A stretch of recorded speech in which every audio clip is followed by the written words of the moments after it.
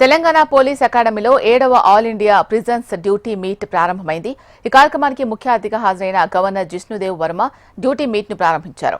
దేశంలోని 21 రాష్ట్రాలు 3 కేంద్రపాలిత ప్రాంతాల నుంచి 1300 మంది జైలు సిబ్బంది డ్యూటీ మీట్ లో పాల్గొన్నారు.